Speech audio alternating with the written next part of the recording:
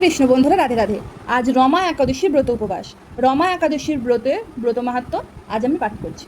একসময় যুধিষ্ঠির মহারাজ শ্রীকৃষ্ণকে বললেন, হে জনার্দন, কার্তিক মাসের কৃষ্ণপক্ষের একাদশীর নাম ও মাহাত্ম্য কৃপা করে আমাকে বলুন। শ্রীকৃষ্ণ বললেন, হে রাজন, মহাপাপ দূরকারী সেই একাদশীর রমা নামে বিখ্যাত। আমি এখন এর মাহাত্ম্য বর্ণনা করছি, আপনি তা মনোযোগ সহকারে শ্রবণ করুন। পুরাকালে মুচুকুন্দ নামে একজন সুপ্রসিদ্ধ রাজা ছিলেন। দেবরাজ ইন্দ্র, যম, বরুণ ও ধনপতি কুবেরের সাথে তার বন্ধুত্ব ছিল। ভক্তশ্রেষ্ঠ বিভীষণের সাথেও তার অত্যন্ত সদ্ভাব ছিল। তিনি ছিলেন বিষ্ণুভক্ত ও সত্য প্রতিজ্ঞ। এই রূপে তিনি ধর্ম অনুসারে রাজ্য শাসন করতেন। চন্দ্রভাগা নামে তার একটি কন্যা ছিল। চন্দ্রসেনের পুত্র শোভনের সাথে তার বিবাহ হয়েছিল। শোভন একসময় শ্বশুরবাড়িতে এসেছিল। দৈবক্রমে সেই দিন ছিল একাদশী তিথি।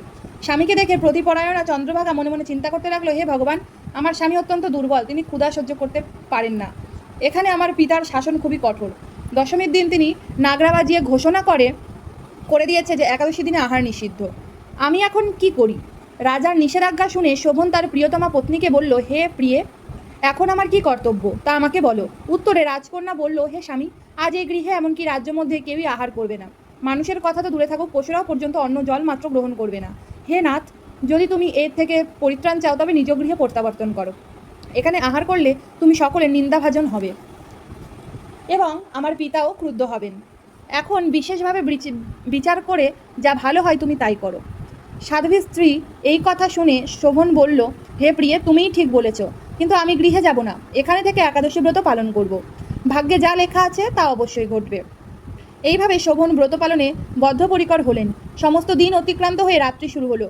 বৈষ্ণবদের কাছে সেই রাত্রি সত্যি আনন্দকর, কিন্তু শোভনের পক্ষে তা ছিল বড়ই দুঃখদায়ক, কেননা ক্ষুধা তৃষ্ণায় সে ক্রমে দুর্বল হয়ে পড়ল।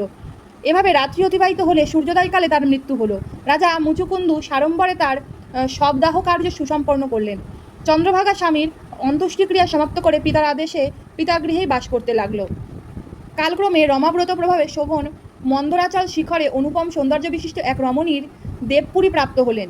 একসময় মুচুকুন্দপুরের সোম শর্মা নামে এক ব্রাহ্মণ তীর্থভ্রমণ করতে করতে সেখানে উপস্থিত হলেন। সেখানে রত্নমণ্ডিত বিচিত্র স্ফটিক খচিত সিংহাসনে রত্নালঙ্কারে ভূষিত রাজা শোভনকে তিনি দেখতে পেলেন। গান্ধর্ব ও অপ্সরাগণ দ্বারা নানা উপাচারে সেখানে তিনি পূজিত হচ্ছিলেন।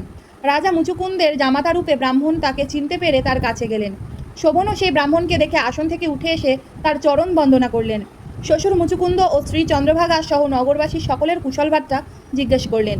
ব্রাহ্মণ সকলের কুশল সংবাদ জানালেন। জিজ্ঞাসা করলেন, এমন বিচিত্র মনোরম স্থান কেউ কখনো দেখেনি, আপনি কিভাবে এই স্থান প্রাপ্ত হলেন তা সবিস্তারে আমার কাছে বর্ণনা করুন। শোভন বললেন যে, কার্তিক মাসের কৃষ্ণপক্ষী আর রমা একাদশী সর্বব্রতের মধ্যে শ্রেষ্ঠ। আমি তা শ্রদ্ধাহীতভাবে পালন করলেও তার আশ্চর্যজনক ফল এই লাভ করছি। আপনি কৃপা করে চন্দ্রভাগাকে সমস্ত ঘটনা জানাবেন। সোম শর্মা মুচুকুন্দপুরে ফিরে গিয়ে চন্দ্রভাগার কাছে সমস্ত ঘটনার কথা জানালেন। ব্রাহ্মণের কথা শুনে অত্যন্ত আনন্দিত চন্দ্রভাগা বললেন, হে ব্রাহ্মণ, আপনার কথা আমার কাছে স্বপ্ন বলে মনে হচ্ছে। তখন সোম শর্মা বললেন, হে পুত্রী, সেখানে তোমার স্বামীকে আমি স্বয়ং সচক্ষে দেখেছি। অগ্নিদেবের মতো দীপ্তিমান তার নগরও দর্শন করেছি, কিন্তু তার নগর স্থির নয়। তা যাতে স্থির হয় সেই মতো কোনো উপায় করো। এইসব কথা শুনে চন্দ্রভাগা বললেন, তাকে দেখতে আমার একান্ত ইচ্ছা হচ্ছে, আমাকে এখনই তার কাছে নিয়ে চলুন। আমি ব্রত পালনের পুণ্যপ্রভাবে এই নগরকে স্থির করে দেব। তখন সোম শর্মা চন্দ্রভাগাকে নিয়ে মন্দার পর্বতে বামদেবের আশ্রমে উপনীত হলেন। সেখানে ঋষির কৃপায় ও হরিবাসর ব্রত পালনের ফলে চন্দ্রভাগা দিব্য শরীর ধারণ করল। দিব্য গতি লাভ করে নিজ স্বামীর নিকট উপস্থিত হলেন। প্রিয় পত্নীকে দেখে শোভন অতীব আনন্দিত হলেন। বহুদিন পর স্বামীর সঙ্গ লাভ করে চন্দ্রভাগা অকপটে নিজের পুণ্য কথা জানালেন। হে প্রিয়, আজ থেকে 8 বছর আগে আমি যখন পিতৃগৃহে ছিলাম তখন থেকেই এই রমা একাদশীর ব্রত নিষ্ঠা সহকারে পালন করতাম। ওই পুণ্য প্রভাবে এই নগর স্থির হবে এবং মহাপ্রলয় পর্যন্ত থাকবে।